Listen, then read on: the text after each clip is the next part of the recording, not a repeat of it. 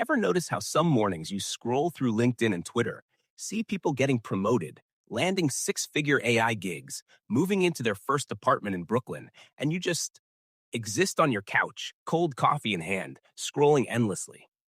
And you wonder, how do they do it? Why am I still here in this cramped apartment, trying to figure out why I can't move forward?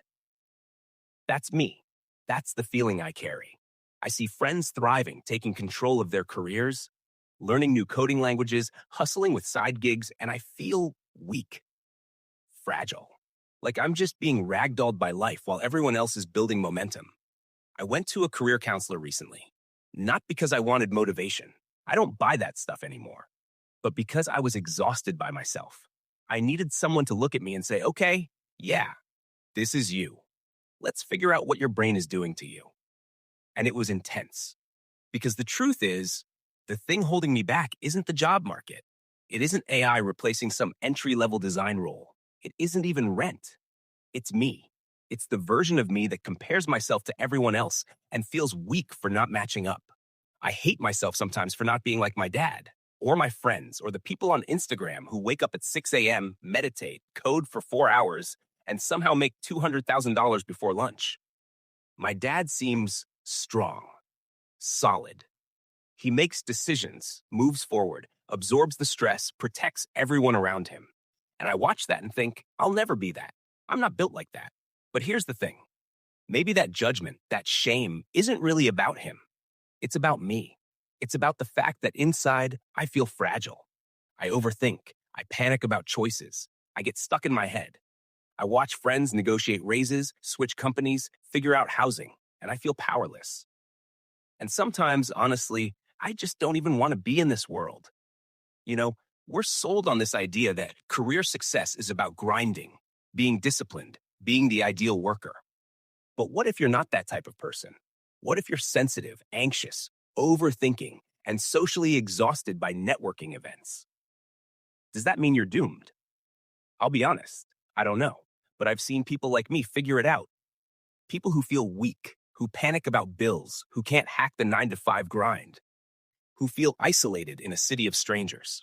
And the first step isn't about work ethic or hustle. It's about seeing yourself clearly, about realizing the shame, the comparison, the fear of being not enough is part of the story. Because the truth is, the world is weird right now. AI is eating jobs that used to feel safe. Rent is absurd. Social media makes loneliness look like failure. The economy isn't on your side. And if you wake up trying to measure yourself against that, you're going to feel broken. But there's a quiet kind of freedom in admitting I'm weak. I don't grind the way I'm supposed to. I get anxious. I compare myself. I hate myself sometimes for it. That's not a solution. It's just the first honesty. The next step is not to turn into someone else. It's to understand what you do have, how you think, how you react, and how to survive in a world that doesn't hand out fairness. Some days, survival looks like logging off social media before noon. Some days, it's saying no to extra work that your boss will exploit. Some days, it's quietly learning a skill, coding a small project, sending one thoughtful email. Tiny actions. Not grinding like everyone else. Not being the ideal worker. Just moving in a way that your fragile, sensitive self can handle. This isn't about beating your weakness into strength. It's about not being ashamed of it, about finding a path forward, one small step at a time, in a world that keeps changing the rules while you try to keep up.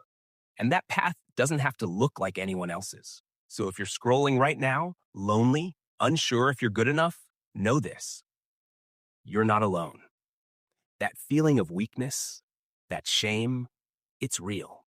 And it's the thing most people never admit out loud. You admit it, and suddenly you can start to make choices that aren't about proving yourself to the world. They're about surviving it. And maybe, just maybe, that's enough.